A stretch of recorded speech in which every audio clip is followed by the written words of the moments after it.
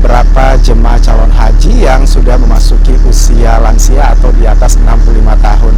Untuk diketahui, untuk kloter 32 ini dari 443 jemaah calon haji ini berasal dari Makassar sebanyak 33 jemaah dan berasal dari Kabupaten Wajo sebanyak 224 jemaah calon haji.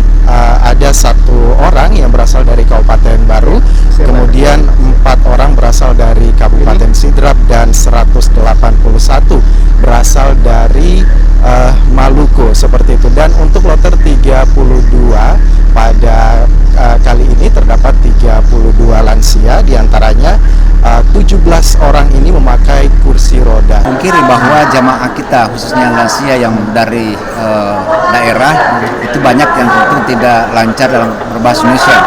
Oleh karena itu para petugas yang telah ditunjuk dan diamanahkan kepada mereka adalah juga berasal dari kabupaten tersebut, sehingga jika ada komunikasi yang tidak bisa nyambung dengan bahasa Indonesia, maka ada petugas yang menyertai jamaah ini yang mampu mengkomunikasikan, karena kemampuan berbahasa daerah itu rata-rata sama dengan yang ada pada jamaah.